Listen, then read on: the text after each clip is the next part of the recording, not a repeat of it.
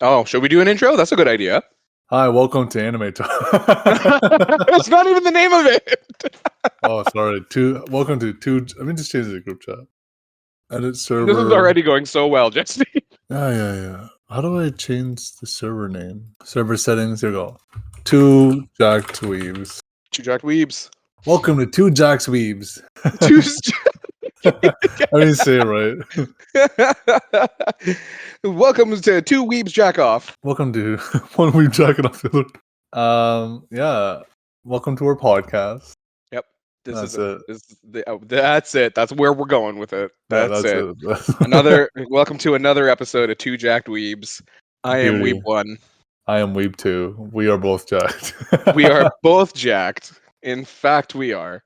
And That's all you need to know. And we love anime and manga and all the sorts.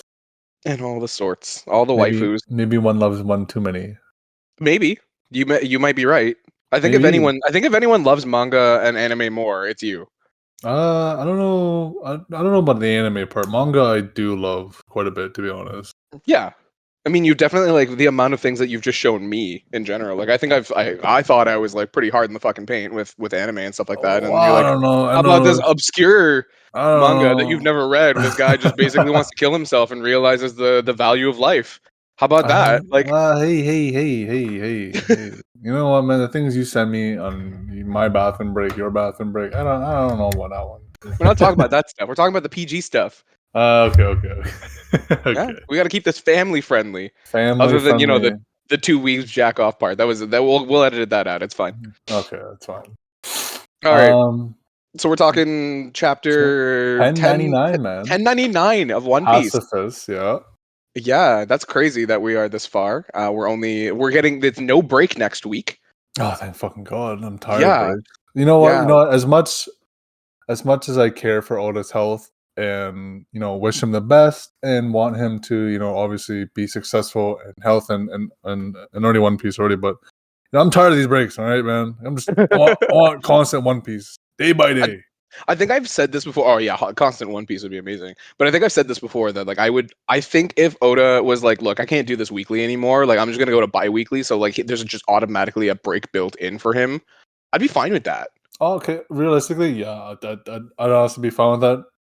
But because like we get Chainsaw Man bi-weekly and like if we're still keeping up with that and it's mid as fuck, like if Oda's giving me a banger chapter like bi-weekly, like all right, man, do it. Like that would be actually really nice. I highly doubt. I mean, he does work in a month in advance per chapter, if I recall. That was supposed to be the original setup. I don't know. I think he's kind of slipped in production. Yeah, I think because his latest like sickness, and I think he's still recovering from the eye surgery. Correct. I think so, and also I know that like there were some reports that the live action was taking a lot of his time too. So like now that that's like launched and all that's like I think it's just like kind of he's catching up from that. Oh, okay. But I don't know. That could just be like online hearsay. Like I don't know how much of that is true. Well, we'll see if anything. Anyways, 1099, no break next week. We're at 1100. People are predicting some wild shit for next chapter. For 1100. Well, I remember when we hit 1,000. Wasn't that fucking? I'm pretty sure 1,000 was a crazy chapter too. 1,000 was that in Wano? 1,000 was Luffy basically like Kaido looking at Luffy being like comparing him to Roger and to Oden and to Whitebeard and everyone. Like that was like Kaido being like this dude is worth respect and like worth being feared kind of thing. Like okay. Not like anything like major happening, like shit that we already knew, but like it was Luffy being like recognized by like the peak of that generation being like right like which is sick. Like that's what you want from that character, but like at the same time it's like it's okay. That's all right. I mean, hopefully 1100 drops some absolute bangers. I mean, seeing how like I've already read the chapter instead of you. I mean, seeing kind of going forward what could happen next, I could see an absolute fucking bang show of 1100. Honestly, I'm really hoping we just see Kuma get fully summarized. Yeah, people are betting on because chapter 100 is the first time that Dragon showed up in Logetown, and people are saying like 1100 is going to be like Dragon coming back again. But like honestly, I have my thoughts on that, and we can get to it after we kind of like talk this chapter because I think it just makes more sense. But I don't think Dragon's coming. I'm like 99% sure of that. I'm No. fully prepared to be completely fucking wrong because I'm not Oda. But Well, I like even if he does come, I don't think he's gonna do anything. yeah. Honestly, just as we've seen before, Yvonne. I mean, we can get to it later, but just from his past actions that we've seen, like he's literally just done nothing. Yeah, well, basically. Anyways, so we can go over. Like, I don't know if you want to do like a quick summary of what happened, or if you want to just like dive into like thoughts, opinions. We can dive into what happens in the chapter. Yeah, right. I mean, starting off with this cover page, I love the cover page. It's super cute with the Tanikis and Odin. I love Uh, anything involving Odin. I love his design. I think it was he's like such a sick character. He's just like so Japanese samurai. I don't know how to describe it. I just love him, and he's such a big stocky dude too. definitely. I liked anything in Wano because like it really gave Oda the chance to like play with that time period of Japan and like the designs and stuff. Like I love the fact that we can go to like fucking Thriller Bark and everything's horror, and then Wano where everything's like feudal Japan, and then now we're in like Egghead and everything's futuristic. Like Yeah, Oda's just it just shows his versatility as an artist and it's just as a sick. It's just character awesome. designer. I just love it so much. He's so talented, and Yeah, I just I love don't it. even understand how that dude like sleeps. It's just like so much shit going on in his brain at all He just does. He times. doesn't even sleep. He just constantly writes manga or Probably draws though. manga. Probably, yeah, I would. Yeah, let's just dive into the chapter here and see what starts off first. We can see him. What Kuma's attacking? Is he protecting? No, they're being attacked right now by the They're king. being attacked. Yeah, so King Bakori shows back. So it's heavily implied that King Bakori is or was inspired by what happened at Great Terminal, and just is just Okay. deciding to burn everything down so that he can like get favor with the world government, which is kind of a cool callback, honestly, because like it shows like everything is like really. It's not like other properties where like this thing happened in history and then like you never speak of it again until it's relevant. Like all Yeah. of these little things connect and like You can see the actions have they're being influenced by others too as well, or their actions are influencing others. Here we go. Sorry. yeah, it shows that this world is like it's lived in. You know what I mean? Like it's not just like these characters exist outside Hmm. of like what happens to everyone else. Like everything that happens from one perspective affects everyone else, which is crazy. Yeah. No, I love it. Absolutely, fucking love it. But then Kuma fucking goes nuts and is like, "Fuck this shit," and decides to lead the most badass backlash ever. Just the one man revolution. Like, And I just fuck, there's one big Ursa shock and just destroys the fucking castle. I love that. I love that panel. that is so fucking dope. Like, just the Yeah. fact that he's just like, no, like he had this power the whole time, and he just like is so Well, he's a pacifistic. passive, yeah. So like, he's not Yeah. gonna actually act on it. And then obviously he got like drove to that breaking point where like he can't just stand and watch people literally get burned alive, like in that one Yeah. panel right above it. I love that one panel that Bonnie's. You can just see her like just like in the window watching, and she's just like you Yeah. can see how concerned she is and just like worried. Like is my dad gonna be okay? Like Kuma's never been on this edge. Or he's never been pushed this far. Well, and also like it's I think it was the last chapter showed kind of like Kuma and Bonnie's relationship in terms of like when he's out being a revolutionary, that's separate from him being a father. Like when he's Yeah, with Bonnie, he's very much like the doting father who's always like looking after her, taking care of her, being like silly and fun and looking after the people in the village. And then when he's a revolutionary, like she's nowhere around that obviously because of the sapphire no. scale, like she can't go anywhere, so like she's not seeing what he's actually capable of, but like this is the first time that she's like witnessed what Kuma can do. Yeah, like just fully use his power. Did you? Yeah, she knows about his powers. I'm pretty sure. Like, there's no way she doesn't. Yeah, for sure, at this point, yeah, for sure. I like the little callback to Saturn and like who did the crown fall to? It's just because we know what's gonna happen with this guy and what he's gonna do to Kuma. It's so sad. Honestly, like so like I was so concerned when Saturn showed up on Egghead, being like, how are they gonna make this dude? At that point, it was Kizaru. Kizaru showed up. We have history with Kizaru, and we're like, oh Mhm. shit, like this is the showdown that everyone's been wanting. Yeah, Kizaru versus Luffy, but then all of a Yeah, sudden he just dropped an absolute bombshell, fucking Saturn lore, yeah, like and he just Saturn's turns there, out and to I be was a monster. yeah, well, like not even the monster part. Like when he was on the ship, I was expecting him to like just stay on the ship. I don't even know what I was expecting to be honest, but I was not expecting him to become this like Demonic monster. Yeah. yeah, I wasn't expecting him to be this important this early on. I thought this was like the like because Oda likes to pepper in all these things and then come back to them later, right? So I thought this was going to be like the first time we see Saturn, maybe even like the transformation of like, this is what dude can do, and then like bam, he's gone. Now he's a problem for later, and we need to now figure out how we're going to deal with him. But like, it's really shaping up to look like Saturn, especially because of all of his like interactions in the flashback.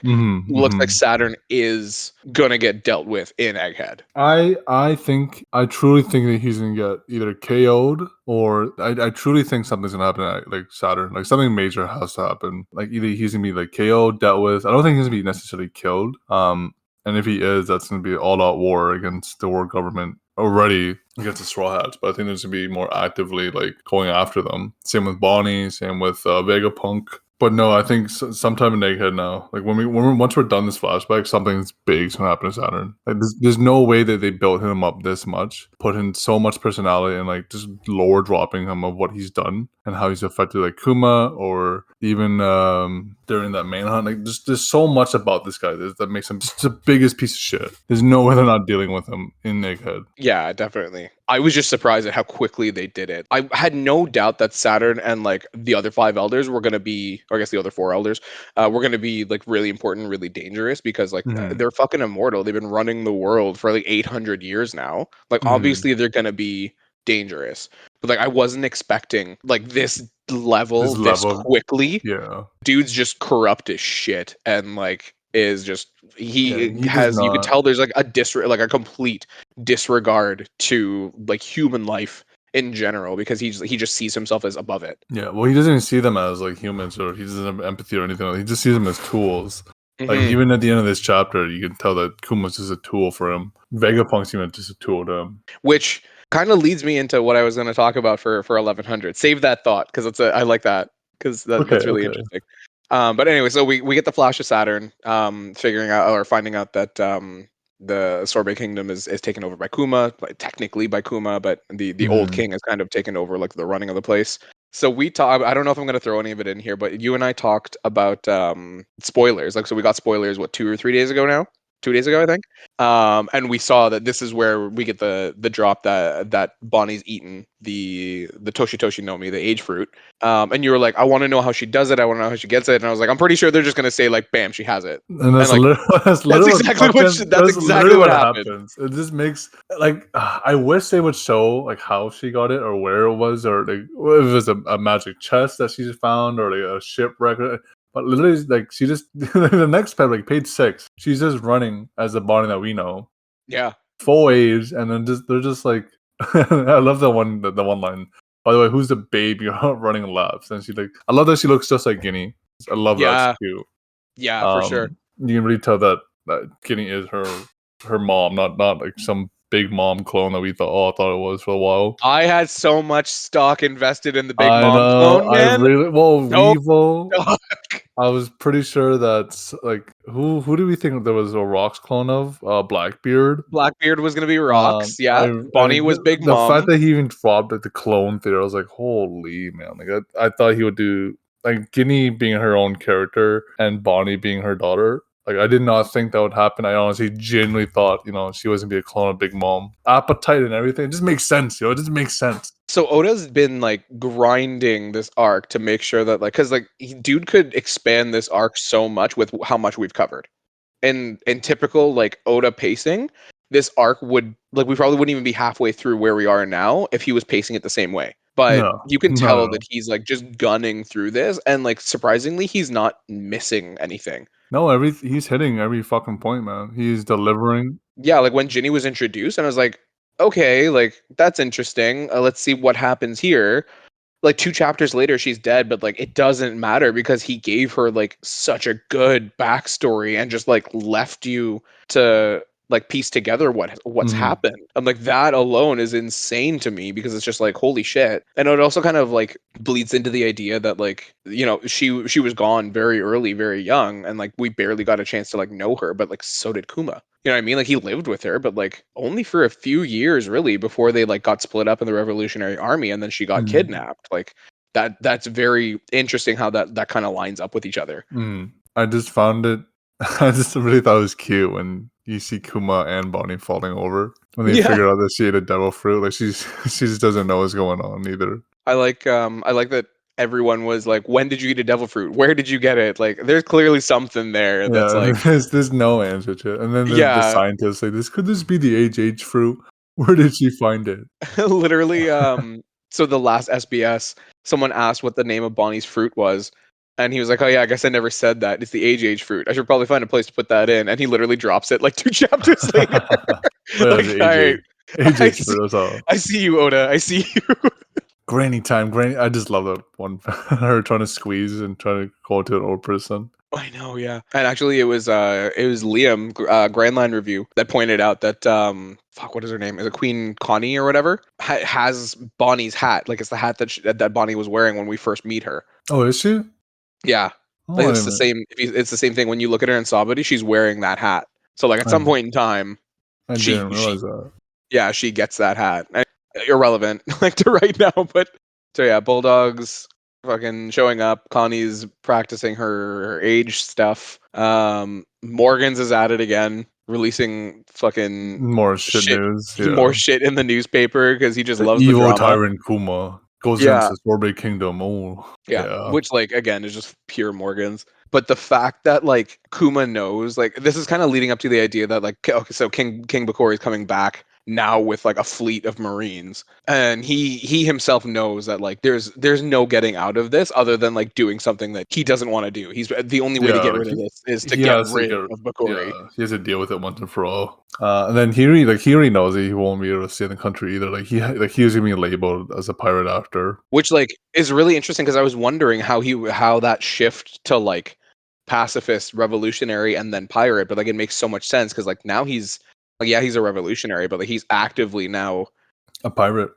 yeah just like killed a Yeah. king, taken out a fleet of Marines on his own, and he's like I'm gonna be a wanted criminal, so I'm gonna have to go on the run, and I'm probably gonna be labeled as a pirate. Like Yeah, that's he's gonna make sure that Bonnie's safe and everything too. I love okay, before we get to the one scene about Bonnie being like all sad. I just love that scene. Look at the pan of her copying the old lady and getting all the wrinkles and everything. oh my god I know right. And she's celebrating. I did it. It's so fucking cute. But Just the two yeah, of them side by side, yeah. it's I think her facial expressions. I don't know how Oda draws them, but she has so much emotion in her face. Bonnie, Yeah, like you could just yeah, tell she's worried or happy or just being silly or like even that like concern like you're leaving, I'll be so lonely. Like look how concerned she looks. Like look how sad she looks I in that know, I know. panel. And then the bottom and then the next page over or next panel you just see Kuma solo against 3 marine ships. That's an incredible panel, honestly. I Like know. the scale of Kuma versus those ships, and even just like the size of him versus the ship he's in, like that looks like it's gonna capsize any second now. And 100%. Kuma's just like, "Fuck it, let's roll." Like, And then of course Kuma sunks the entire Armada. Like like it's just right? Then it's just like, how did you even? Like, obviously we know how, but like, it's just insane to me that like he's this powerful. yeah, like he uses instantly sink 3 marine ships. Obviously, he just sends out like either one big Ursa shock or just 3 mini ones. But even then, like this is, I'd love to even show it. Like you just know how powerful he is. Yeah, you just know what he can do. Then it's really cool. I mean, like we get like a little like speed run of One Piece though, like the time skip of all the places that That he he's sent. going to, yeah, Yeah, like all the places he sent the crew. Like that's really cool. Like I like the fact that like it wasn't because like at the time when he sends the crew to all these islands, like it's kind of implied that like he knew where he was sending them because like they all just Mhm. happened to be in the right places. But like it's really cool to know that like that's why like he's gone and explored these places and like learned about them to have those in his memory to be like, oh, like you would benefit from going here or to here or whatever. Like, Even the small bug people, it's just they're so cute. I love those guys. But you can see him slowly get into like distraught there by the end of the like little like fast forward scene right before he meets the yeah, Revolution Army. Because you can tell that he's not succeeding. Like he's scared. Like he's at his almost at his end of his wits here. yeah, and like what else is he gonna do, right? Like Yeah, because he's he can't made find a cure for Bonnie, right? yeah, he's like half made this promise and like doesn't know how he's gonna get out of it, and he doesn't want Bonnie to die. Like No. that's yeah, like that again, like that's Oda just being like, here's all this emotion in this tiny like 1 inch panel. Like, how do Just you even do a this? corner of a panel that you're gonna draw him just absolutely like just shaken. Yeah. and crying, and he doesn't even know like what is he gonna do next? Like how he's done everything he can, explored so many places, and he still can't find a cure. Like if I was him, man, I'd be shit my pants. For sure. I'm skipping ahead a bit, but like I think honestly at the end of this flashback, and I know that it's gonna end like we all know how it's gonna end is that he's gonna end up being cyborged and all of him is gonna be gone. The pacifistas aren't gonna be what he wanted them to be. He's gonna be betrayed. Like at the end of all of this, Kuma is hands down gonna go down as like one of my top 3 characters in the entire series. Oh, 100%. I think he's one of the best characters in the entire series, just period. Yeah, Like he's such a nice guy, and for him to be treated like shit his whole life, and he just wants people to be happy first, and he always put himself through like all this BS. Like he's such a nice guy, man. I can't get over it. Like I how know. I'm amazing his like character is, and we got a glimpse of it when he saved the Straw Hats. You know, obviously we didn't know at the time, but at the time, yeah.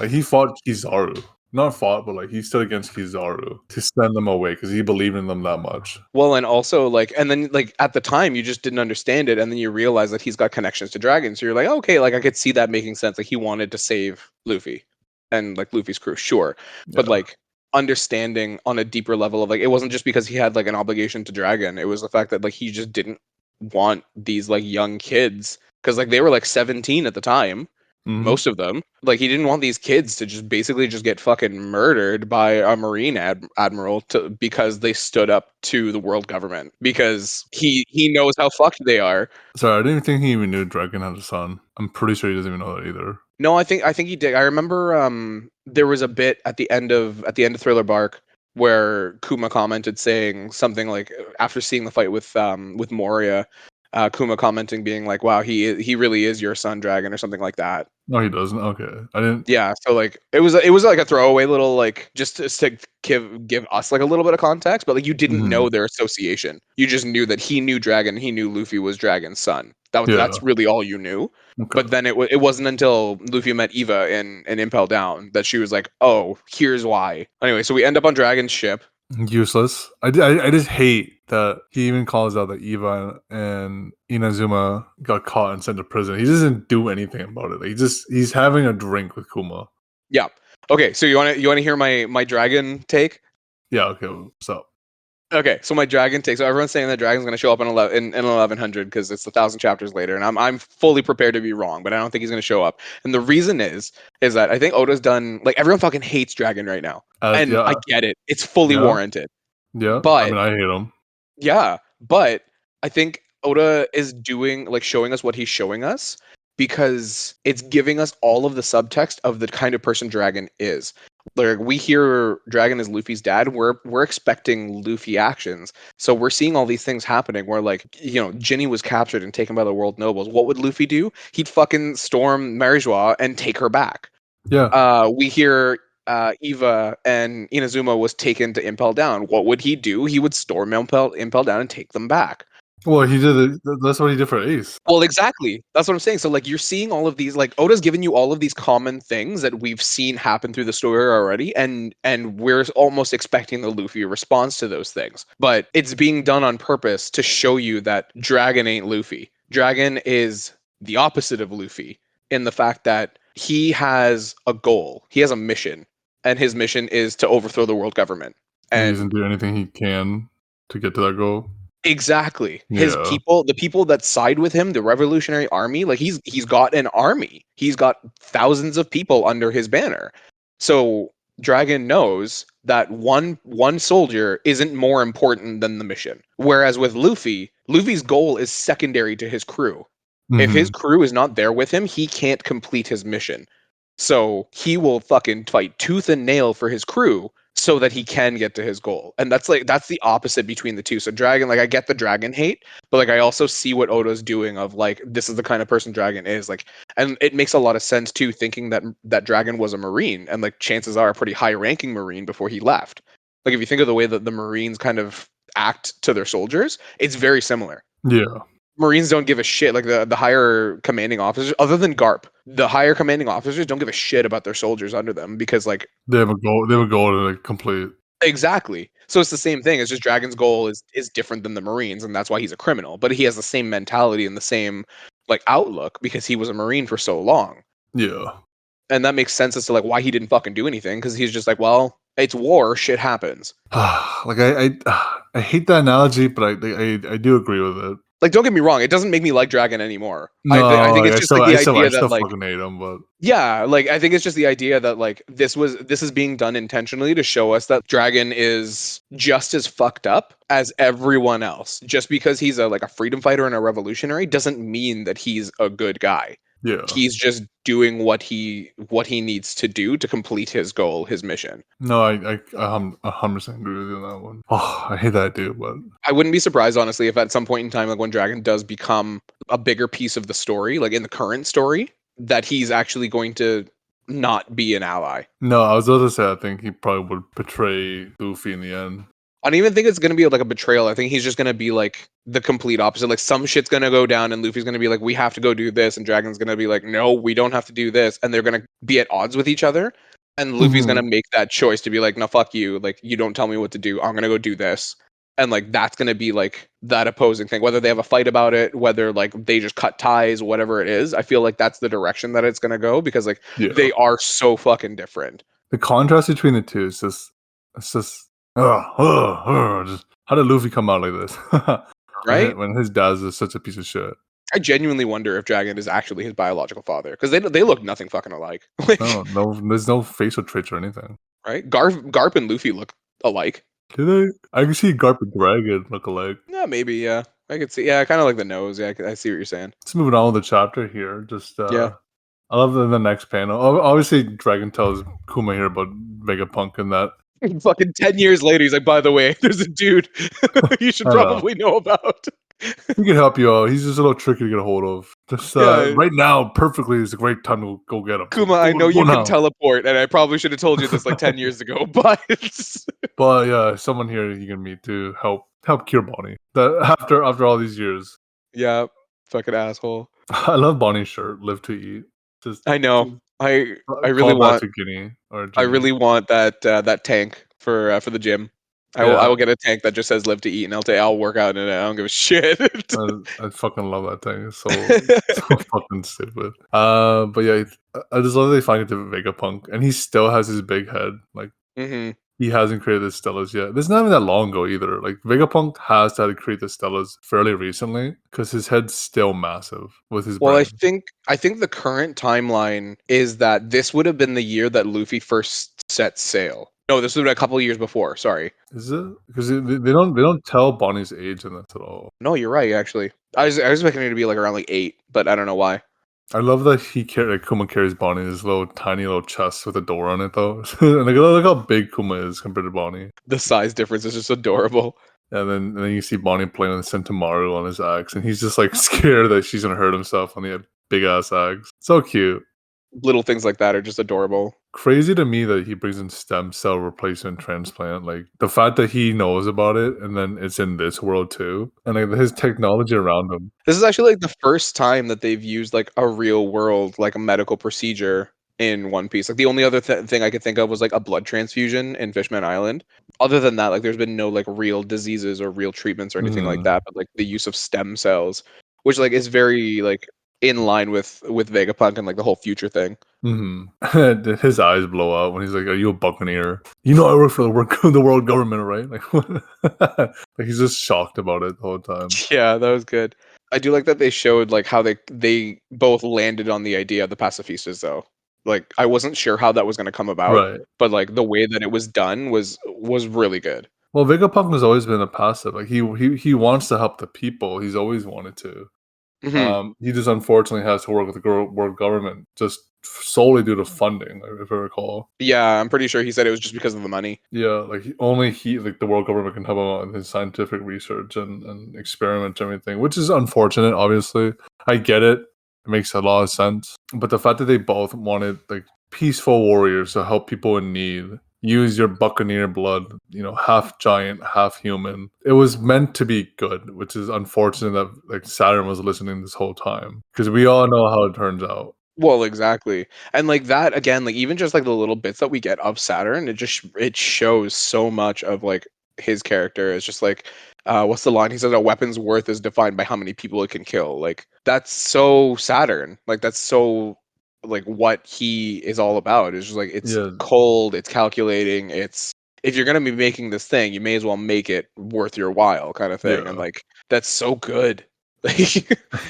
It is good as a character design from his part. Like it's just, you just hate this guy because you fucking know how much, like how powerful he is and like what he can do and like his influence on the world. But then he always just uses it for his own well-being. And what did he call them? Celestial dragons and the world government and emu. Like he just puts them first. Like let people starve, let people die, let people get ravaged and fucking burned alive. Like it doesn't matter to him at all.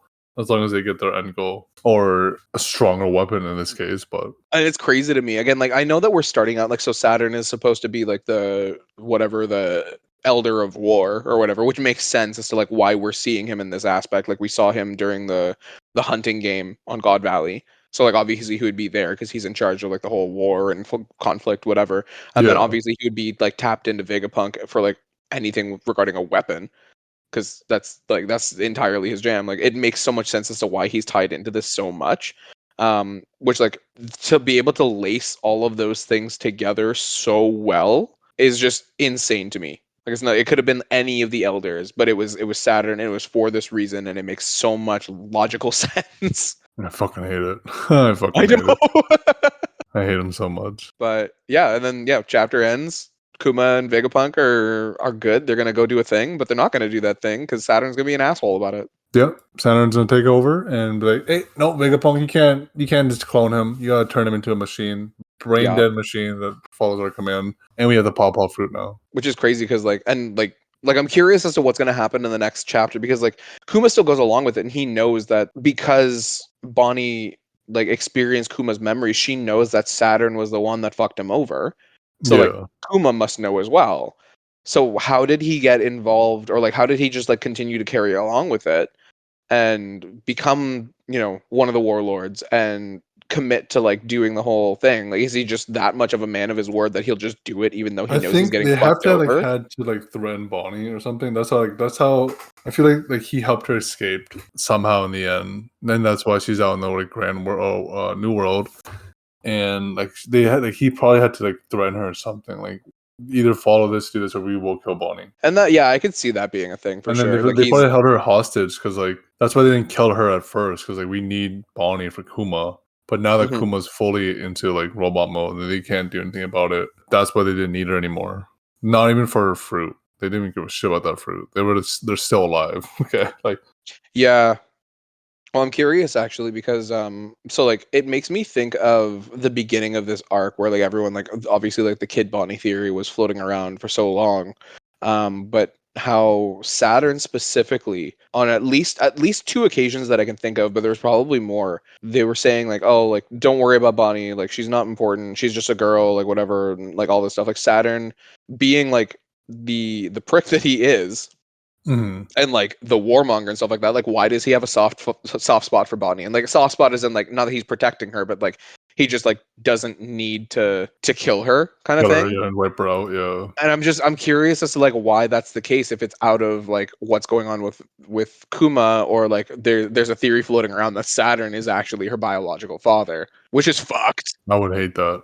Yeah, like if that's the case. Then holy shit, One Piece! Like you got dark.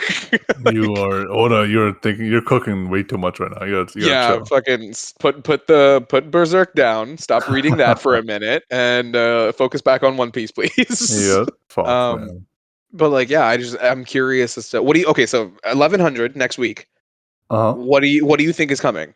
Do you think it's gonna be another full flashback? Do you think it's gonna be like half flashback and then back to like current events? I feel like it's gonna be. I think it's got to be the half flashback or half flashback, where you fully see like Saturn's like intervening with Vegapunk, turning Kuma into a full cyborg. We're probably gonna get like a threat or something from Bonnie, and that's how she either escapes with Kuma, and that was like one of his last acts. And then I feel like they're gonna go back to Egghead, and we're gonna see something go down with Saturn. Like there's something has to go down with Saturn, or like they build up to it or something. Yeah, like something like the last page is gonna be like when something happens and you're like, oh shit. And then Oda's gonna be like, break next week. Don't worry about it. Some break, boys. Don't worry about it. Yeah, I think I side with you on that. Like, I think it's gonna be a half Flash because like with the pace that we're going at, we're pretty much at the point where like we know what's gonna happen, and like that could be summed up in the first couple of pages, and then we'll get back to Egghead, and shit'll be going down. I feel like Kuma is gonna show up. Like this is very much in line with like he needs to be the one that finishes this. No, I think so. I think he has to be. Like, he has to do something here. I think I told you my theory of Kuma using his fruit to push the immortality out of Saturn. Yeah. I think that would be pretty cool. I also don't know how we're gonna get around the idea of like now someone needs to take on that immortality. Give it to Bonnie. Give it to Bonnie or Give it like to Vegapunk or give it something. to Vegapunk. I still like the idea that Morgan's would just fly by and take it, and he's just like I would fucking hate that. the eternal I would shit be disturber so of the fucking news mad about world. that. That It's would so just good. that would just bother me. I just don't know how they're gonna get around his immortality, though. You know, like I don't think that Bonnie can age him out of it. Like I think if she could, she would have tried. Oh, Saturn.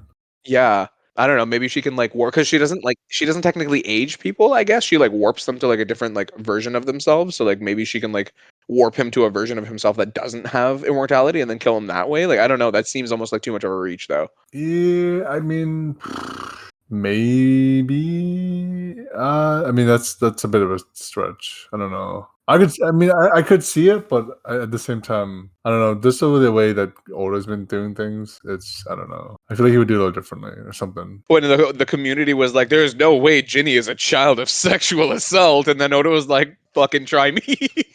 Try me, bitch. Hold think my beer again, buddy. Think again. Yeah, I honestly like even at this point and the flashback and everything, I still have no idea how the fuck they're gonna deal with Saturn, and that is insane because like we've gotten so much detail, and yet I still am at a loss. Honestly, yeah, that just doesn't make sense to me, man. Just shows how fucking ridiculously good Oda is at what he's doing. All right, so 1099, we're gonna do the thing again. You ready? 1099. What? Yeah, ranking out of 10 for this chapter. Oh, 10. I think it was a pretty solid chapter. I'd give it.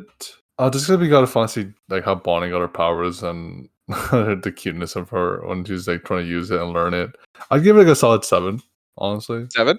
Nothing too. We also saw Dragon. It's always nice to see him, even though I fucking hate him. Even though he's a monster, like fuck him. But honestly, not a solid 7 for me. Honestly, what are you? Nice. I think I'm gonna go 8. 8, yeah, Because we okay. had some really wicked shit with Kuma. Like we saw his breaking point. We saw him like the Yeah. I wouldn't even say the peak of his abilities because like I'm sure that was probably like nothing to him, like the Ursa shock and the one man revolution, and then him wiping out the Marines after. Like all of that was like hype shit, and it was really really cool to see, and especially like the little speed run of like all the places that he sent all the Straw Hats to for time skip.